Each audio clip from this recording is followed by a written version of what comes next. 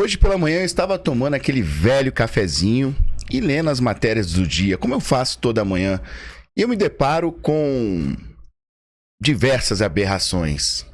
Falando do governo Lula, nós não poderíamos esperar diferente. Ao ver que ele vem jogado contra Donald Trump, mesmo após o anúncio de todas as tarifas e negligenciado as negociações. Mas isso não é somente uma aberração e nem burrice. Existe uma estratégia por trás disso e nós vamos falar sobre isso no dia de hoje. Vou trazer para vocês também a bomba que Donald Trump jogou nos peitos do larápio. Assim, agora, ele achou que estava lidando apenas com um mero negociador, sem lembrar de quem é verdadeiramente Donald Trump, um grande empresário e eminente negociador na história dos Estados Unidos da América. Mas nós vamos falar mais sobre tudo isso, mas antes eu vou te pedir para deixar o seu like e, claro, inscrever-se no canal. E vamos para a matéria. Brasil expande acordo com Rússia e China em meio à crise com os Estados Unidos. Medida publicada no Diário Oficial da União nesta segunda-feira indicam avanços na cooperação econômica entre integrantes do BRICS. O Brasil anunciou avanços na cooperação econômica com Rússia e China, em meio à guerra comercial iniciada pelo presidente dos Estados Unidos, Donald Trump. Matéria do Metrópolis, tá? Essa guerra comercial iniciada pelos Estados Unidos pegou mal aqui, mas vamos lá. As medidas foram publicadas nesta segunda-feira, dia 11/8, no Diário Oficial da União. Os memorandos foram assinados em 3 de julho pelo ministro da Fazenda, Fernando Haddad, antes da cúpula do BRICS no Rio de Janeiro. Eles, contudo, só foram divulgados nessa semana após a tarifa norte-americana de 50% já estar em vigor e atingindo produtos exportados pelo Brasil. Entre os principais pontos do acordo estão reforços na cooperação em fóruns multilaterais, dos quais os países fazem parte, como o BRICS e o G20, e o avanço em projetos bilaterais. Brasil, Rússia, China são 3 dos 5 países fundadores do BRICS. O grupo de economias emergentes passou a ser atacado por Donald Trump após a última reunião do bloco, realizada no início de julho, no Rio de Janeiro. Para o presidente dos Estados Unidos, o BRICS possui políticas anti-americanas e tenta enfraquecer o dólar no comércio internacional. E é claro que eles vêm tentando enfraquecer o dólar, e é claro que o Brasil ainda assim vem apostando, tá, em fazer e ter relações comerciais com a Rússia, que é um dos principais, neste momento, é um dos principais sancionados pelos Estados Unidos pela guerra Rússia e Ucrânia. O que os Estados Unidos têm tentado fazer é minar o poder econômico da Rússia para que eles possam cessar a guerra. E outra, para que a Rússia também não venha futuramente vencer esta guerra e atacar países aliados da OTAN. Então, eles estão realmente trabalhando para que o Brasil, entre outros países, sejam sancionados secundariamente para poder minar a forma como a Rússia vem ganhando dinheiro, principalmente pela compra de diesel que o Brasil vem realizando, sendo o segundo maior comprador de diesel da Rússia. Ou seja, o Brasil ele vem apostando, ele vem apostando em bater de frente com os Estados Unidos, tá? Com essas ações, assim mantendo esse laço comercial estreito com a Rússia, o que de fato vai gerar cada vez mais embate entre os Estados Unidos da América e o Brasil. Então, Luiz Inácio Lula da Silva ele vem agindo de forma combatente e não colocando ali, né, a humildade e entendendo que os Estados Unidos têm preservado, tá, a América. Mas ele até entende. O governo Lula, ele até entende isso, mas a intenção dele, desde a época do Foro de São Paulo, é minar os Estados Unidos, é destruir, desdolarizar a moeda norte-americana. Então, Luiz Inácio Lula da Silva vem arriscando, vem cutucando e vem provocando o leão. Olha o que Celso Amorim falou sobre esta questão que, na minha visão, vai piorar. Mas veja bem o que ele falou. Agora vocês vão entender boa parte do que eu falei no início do programa sobre as aberrações que eu estava lendo nas matérias do dia de hoje. Verifiquem comigo aqui. Amorim, Brasil estará preparado para novas sanções dos Estados Unidos. Vejam só comigo se isso aqui não é uma aberração, né? Fora o governo está ainda em embate direto com o Donald Trump. Olha o que o Celso Amorim fala. Assessor especial da presidência respondia sobre reações dos norte-americanos em uma eventual condenação do ex-presidente Jair Bolsonaro. Olha só. O assessor especial da presidência para assuntos internacionais, embaixador Celso Amorim, disse nesta segunda-feira que o Brasil estará preparado caso os Estados Unidos queiram emitir novas sanções. Realmente estará bem preparado. E eu vou trazer para vocês já o que Donald Trump jogou no peito do governo Lula. Amorim respondia a um questionamento sobre eventuais reações no caso de uma condenação do ex-presidente Jair Messias Bolsonaro. Abre aspas. Acho um absurdo tão grande que me recuso a acreditar. Acredite, Celso Amorim, isso é real e vocês estão brincando com fogo.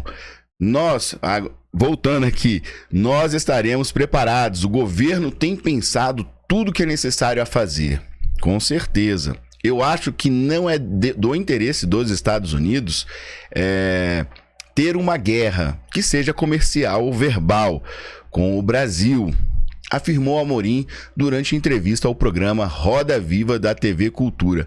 Alguém pode falar para o Celso Amorim voltar para a Terra? Ele está no mundo de Nárnia. Ele não entendeu até agora que os Estados Unidos já está disposto a uma guerra comercial, quiçá verbal, quiçá o que o Lula quiser. Os Estados Unidos não vão recuar enquanto nós não resolvermos a questão do impeachment de Alexandre de Moraes e também da libertação de Jair Messias Bolsonaro.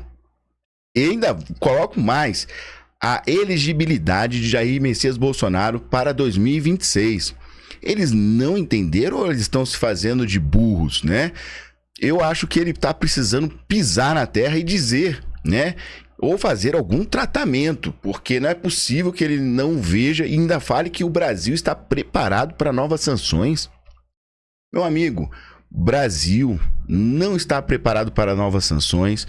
O Brasil está com um índice de inflação um dos mais altos em 20 anos de história.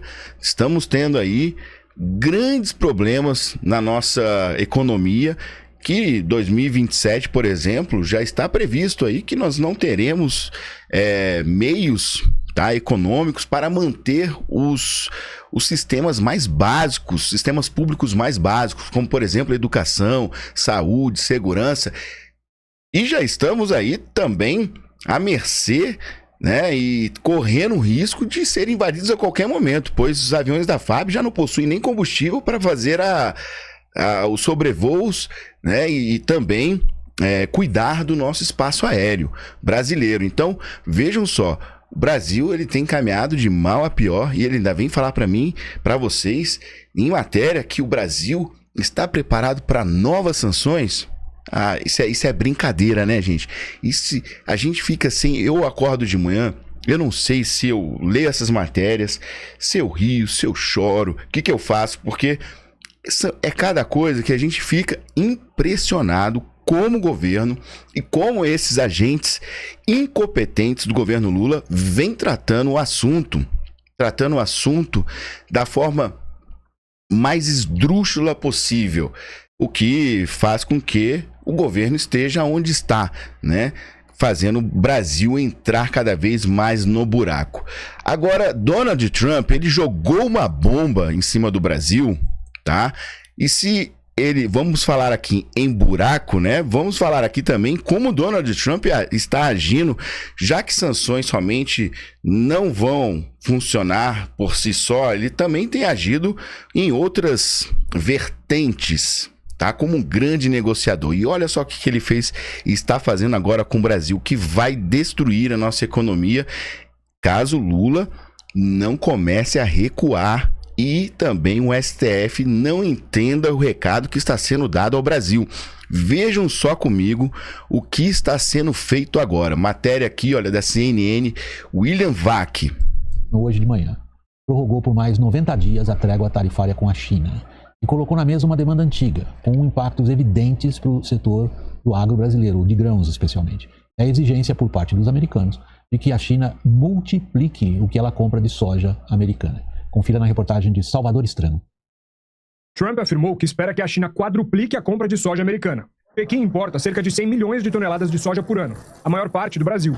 Caso Pequim venha a ceder à pressão de Trump, os produtores americanos se tornariam os principais fornecedores, ainda que o produto brasileiro seja mais competitivo no mercado internacional. O cenário contribuiria para a penalização das empresas brasileiras, que já sofrem com as tarifas de importação de 50% no mercado americano. O ministro da Fazenda, Fernando Haddad, afirmou mais cedo que o secretário do Tesouro americano, Scott Bessent, cancelou uma reunião prevista para esta quarta-feira, em que seria discutido o tarifaço. A expectativa é de que nesta semana o governo brasileiro anuncie o pacote de socorro às empresas afetadas pelas barreiras de Trump. Os detalhes foram discutidos numa reunião, na noite desta segunda, entre Haddad, o presidente Lula e o vice-presidente Geraldo Alckmin. O Banco Central ainda tenta avaliar qual vai ser o impacto das tarifas americanas no mercado doméstico. Num questionário enviado ao setor financeiro, analistas apresentaram 3 cenários distintos. Num primeiro cenário, a restrição à exportação levaria a uma ampliação da oferta no mercado interno, o que poderia causar um impacto temporário de queda de preços.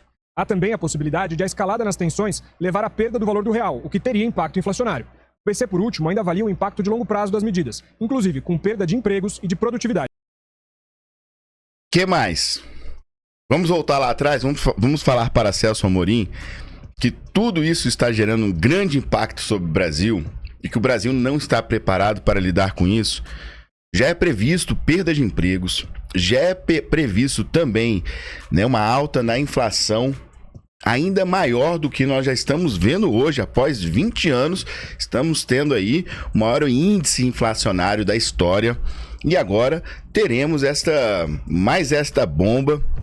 E Donald Trump, ele está exigindo que a China comece a vender soja. Então, quer dizer, ele está trocando, tá, o seu fornecedor pela China, Brasil pela China, fazendo com que o Brasil seja impactado de outra forma, que não deixa de ser uma sanção, tá?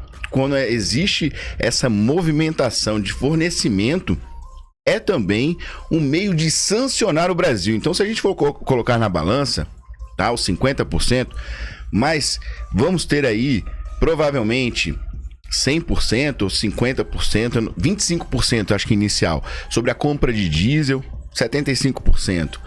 Vamos ter mudanças de fornecimento, onde os Estados Unidos já estão trocando, e nós somos hoje um dos maiores produtores, eu acho que é o segundo ou primeiro maior produtor no mundo de soja.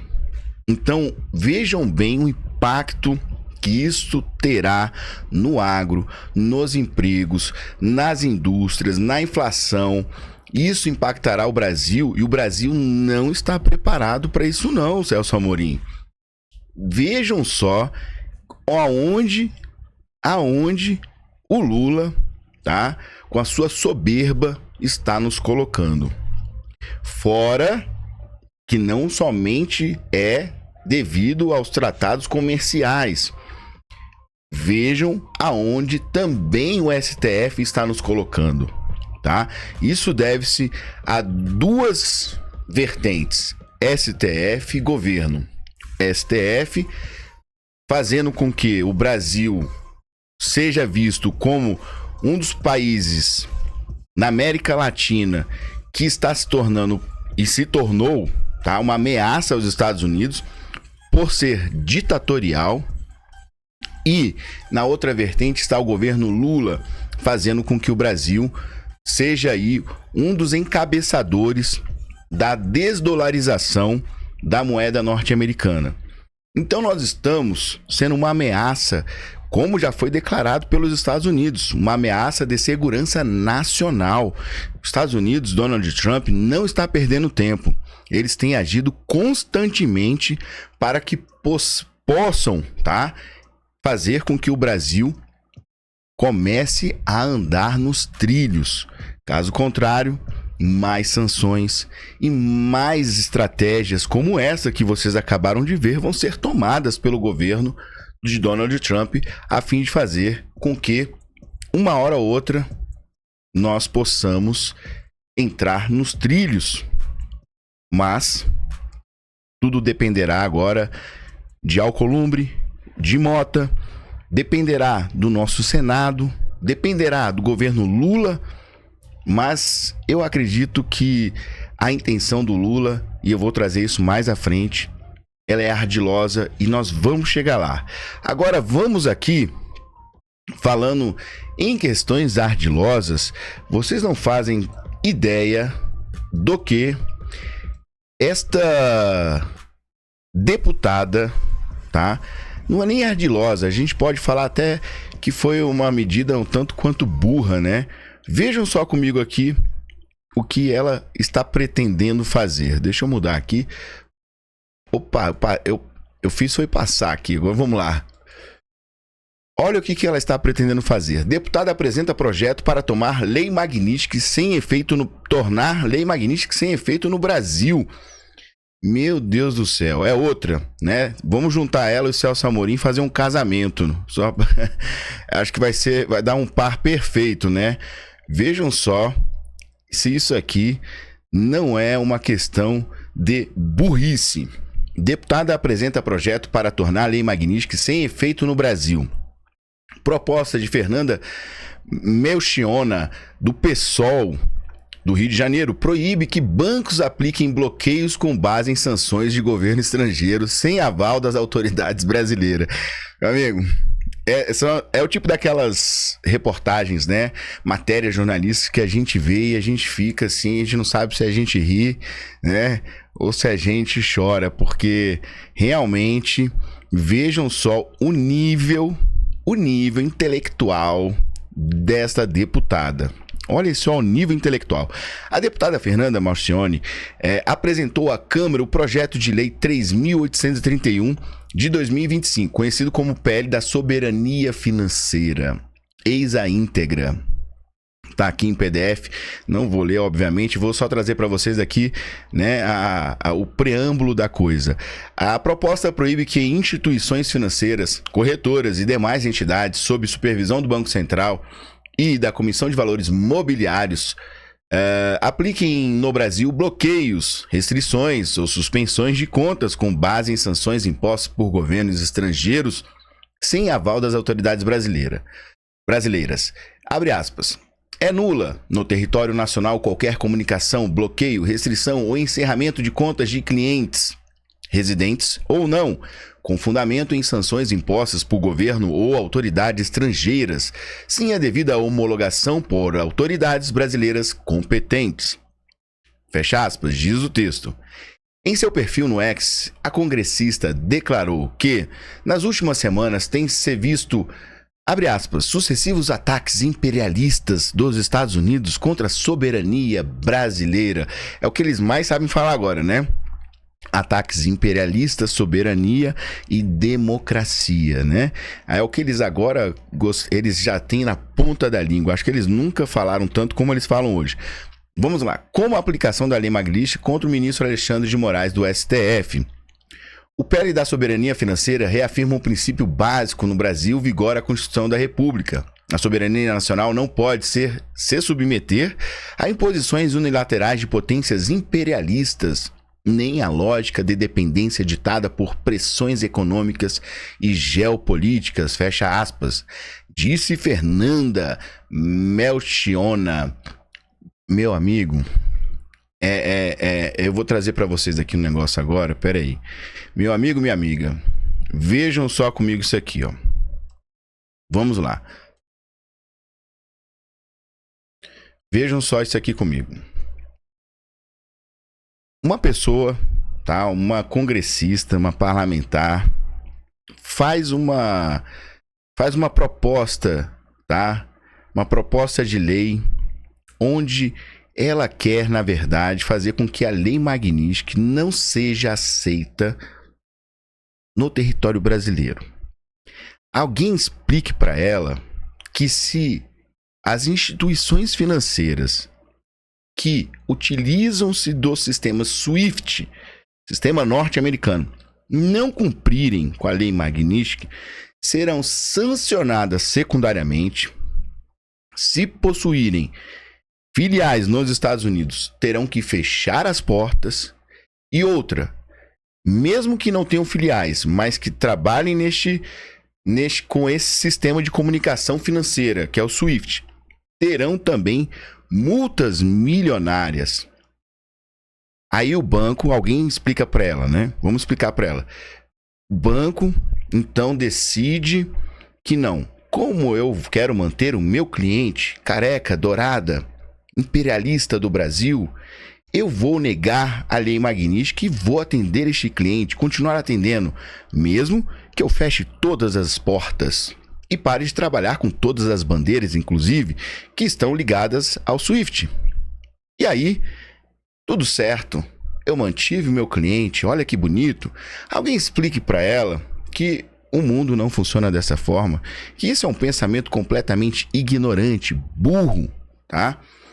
E é uma forma, a gente não sabe se isso é uma falta de honestidade intelectual ou se é uma burrice mesmo, né? Por falta de entendimento, não dá para saber. Quando a gente olha para a cara desses petistas, a gente não sabe se é burrice de fato, tá? Ou se é falta de honestidade intelectual. É um dos dois. Isso eu tenho certeza que é. Então olha bem aqui, ó. Olha só o que isso gerou nas redes sociais. Vamos lá. Olha esse aqui. Começaram, né? O pessoal não perde tempo também, né? Aí começaram, ó. Esse tipo de imbecil que eu preciso para continuar roubando. pessoal não perde tempo, não. Isso, ó, somente por esta declaração e por esse projeto de lei desta deputada. Olha só. É só sair do sistema financeiro internacional e voltar a fazer escambo. Vamos voltar a fazer escambo. Vai ser ótimo. Isso aí, o Brasil vai ser próspero, né? Vamos lá, eu vou trazer aqui para vocês. Ó, tá vendo esse tipo de imbecil que o PT precisa? O pessoal não perde, não. Isso merece a nossa gargalhada. Com certeza, né? Isso aqui é para dar gargalhada, né? Só pode. Às vezes olho para algumas pessoas e penso, não é possível que esse tenha sido o espermatozoide mais esperto. Dizem que o espermatozoide, o mais forte, mais esperto, é aquele que, né, entra e vence a corrida da vida, né? Eu acredito que, eu não sei como, eu acho que houve alguma coisa no meio do caminho com o mais esperto e ela passou. Vup! Só pode ter sido isso aí. Olha lá. Toma, deixou cair. Devolvendo, né, o que ela deixou cair. Agora é essa aqui. A burrice no Brasil tem um passado glorioso e um futuro promissor. Essa aqui é do pensador Roberto Campos. Cara, então vejam só, né? Uma pessoa que está disposta a encarar esse tipo de vergonha, esse tipo de humilhação, né? Que faz um tipo de projeto que vai contra toda a lógica, que não tem pé e nem cabeça. É simplesmente inacreditável. Como o Celso Amorim falou, não, o Brasil está preparado para novas sanções. Venham sanções, venham que nós vamos receber aqui e matar no peito. Lulinha está lá, o Brasil está super bem, está super tranquilo. É inacreditável, né? É inacreditável como a equipe deste desgoverno é incompetente. É chucra. Não é nem incompetente, é chucra. É um negócio assim que eu falo pra vocês. Olha só isso aqui. Vamos trazer aqui também. Olha só. Esse vídeo relacionado aqui à deputada, tá? Vamos lá.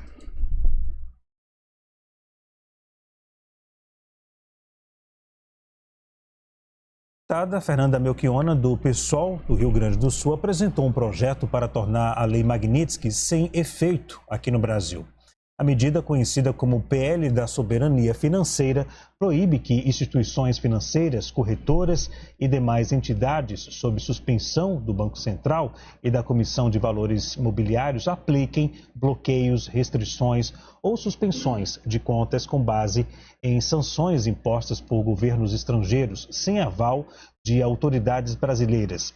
A iniciativa foi motivada pela aplicação da Lei Magnitsky, uma legislação unilateral dos Estados Unidos contra o ministro do Supremo Tribunal Federal, Alexandre de Moraes. E aí, o que você acha? Se você já quiser, já coloca aqui embaixo. O que você acha dessa deputada?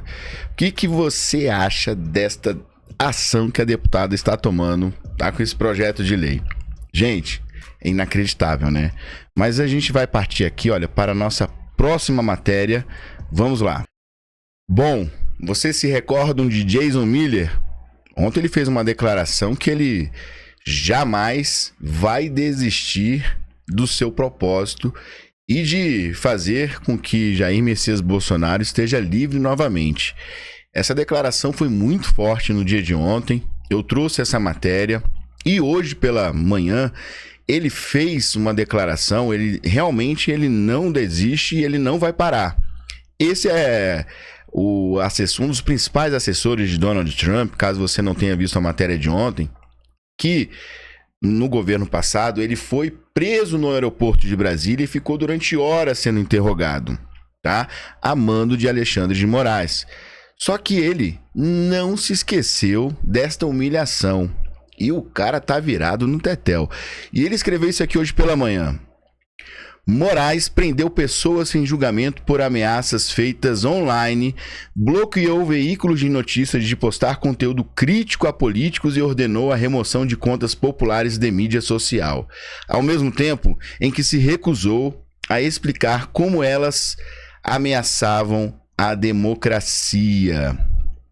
Olha só, eu nunca vi isso na história, eu até falei isso na data de ontem, como... tá? Marco Rubio, Jason Miller, temos aí próprio Donald Trump, né? E todo ali ao redor do Donald Trump, né?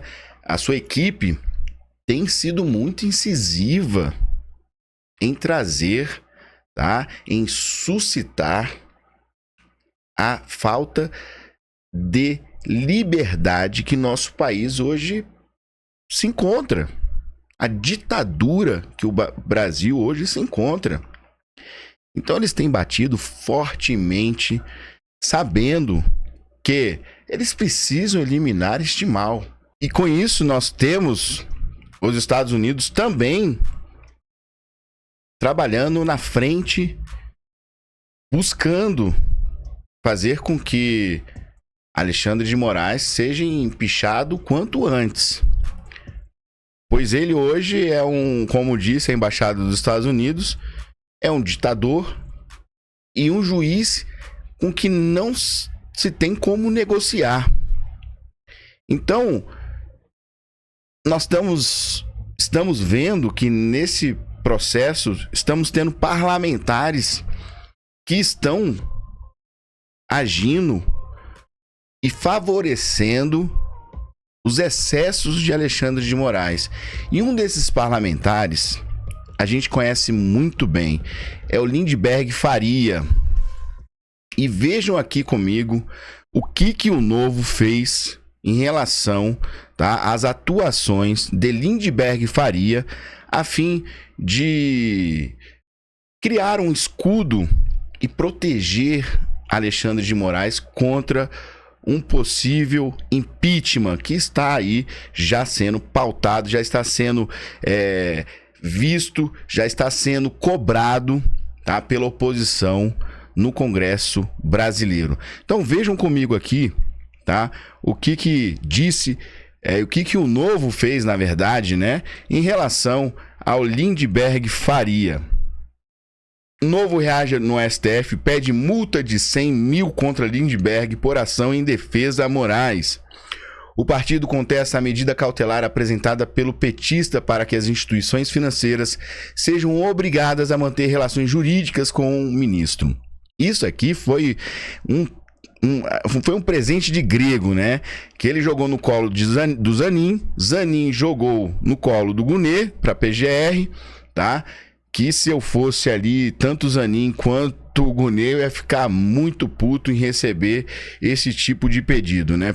Pois agora eles vão ter que decidir e dependendo de como eles decidam, ou eles vão mostrar que realmente não tem o que fazer, estão enfraquecidos, ou eles vão ter que bater de frente e vão ter que levar isso de tal forma com que, né, todas as instituições bancárias no Brasil sejam falidas.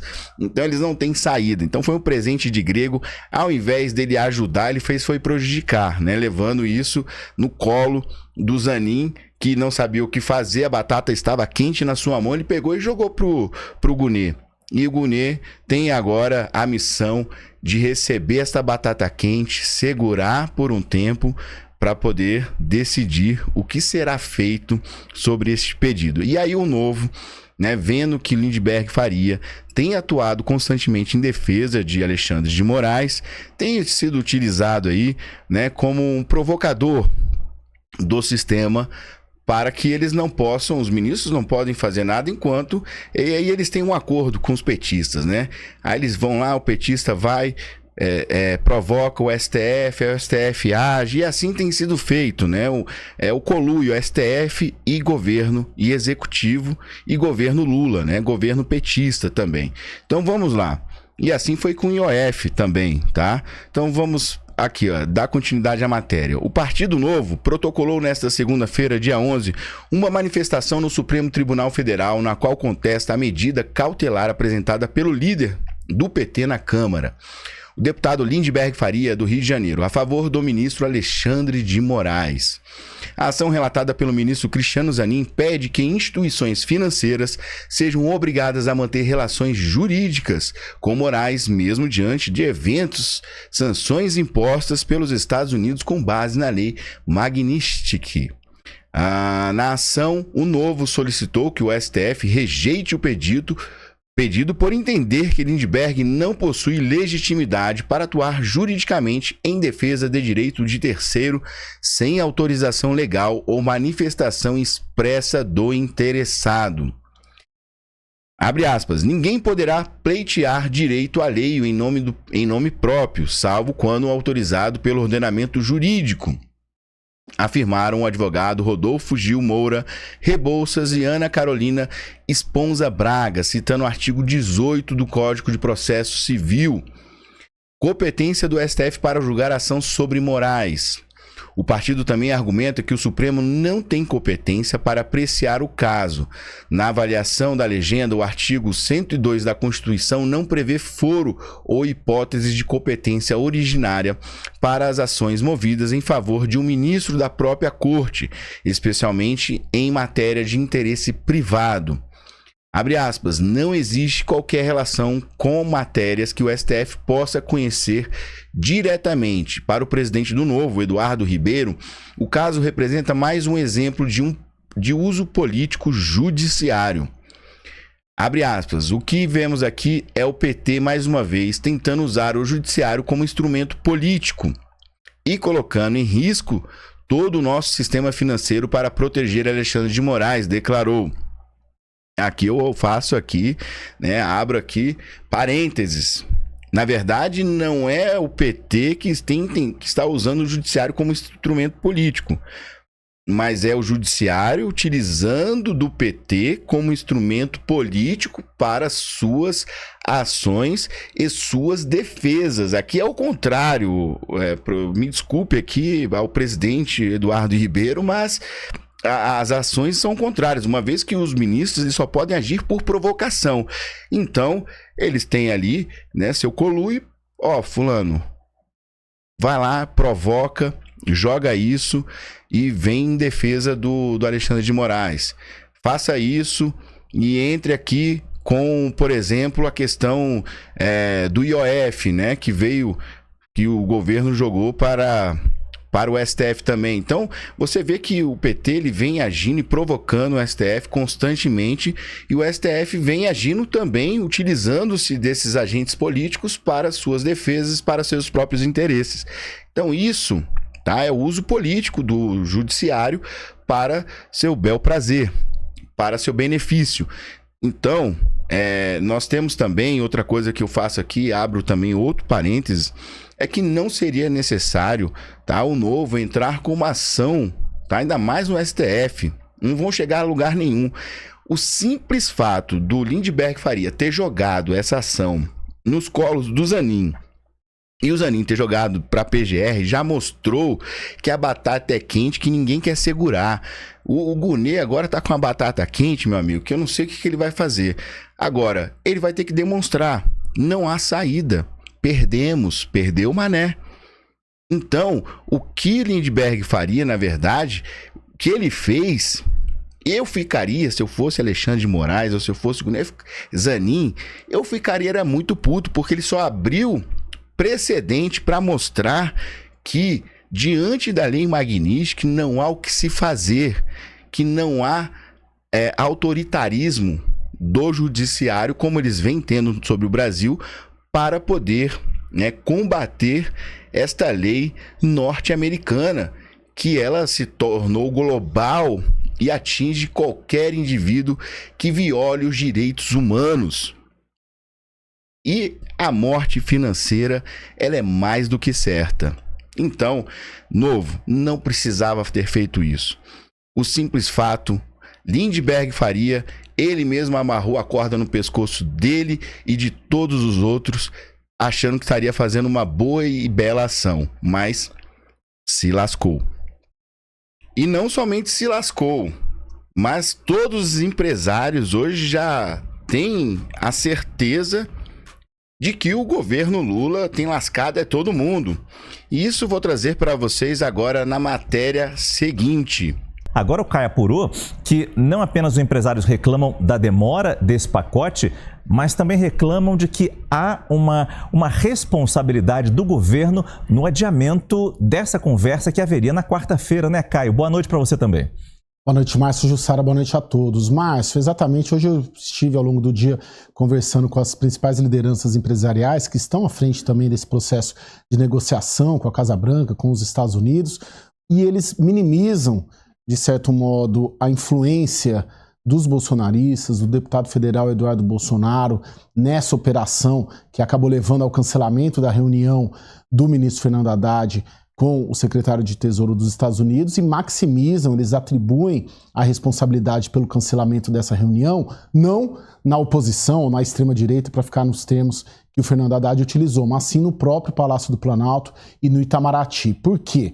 Porque o que eles relatam é que todos os gestos que foram feitos nos últimos dias pelo presidente Lula, pelo Ministério das Relações Exteriores, foram muito mais no sentido, seja de provocar, ou seja de colocar ali para fora declarações que atingem diretamente os interesses dos americanos. Por exemplo, o presidente Lula reforçou o contato com os BRICS nos últimos dias, procurou o dirigente da Índia, o Narendra Modi, procurou também o presidente da Rússia, Vladimir Putin, na sexta-feira, conversou com ele, está buscando também o presidente da China, o Xi Jinping, ou seja, tudo que o Trump não quer ouvir é de uma aproximação do Brasil com os BRICS. E o presidente Lula tem sinalizado e feito os gestos nos últimos dias, principalmente, justamente aos BRICS. Sem falar, segundo os relatos que eu tive, claro, Márcio, nas posições e nos posicionamentos do presidente Lula sobre Big Techs, rechaçando algum tipo de regulamentação de Big Techs, como desejam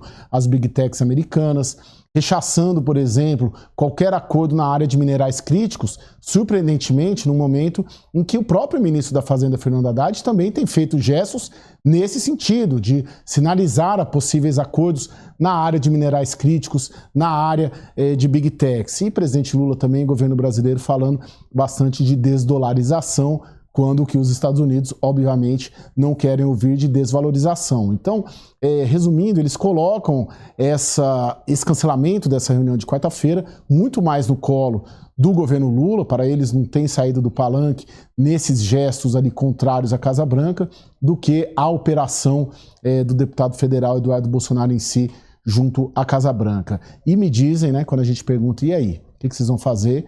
O que eles apostam é numa negociação cada vez mais isolada setor privado com setor privado, ou seja, o setor do café diretamente com o setor de café lá dos Estados Unidos, com os importadores. Cada setor negociando isoladamente com seus pares, seus semelhantes nos Estados Unidos, porque eles acreditam que a tendência é de piora nessa relação entre Casa Branca e Palácio do Planalto nos próximos dias.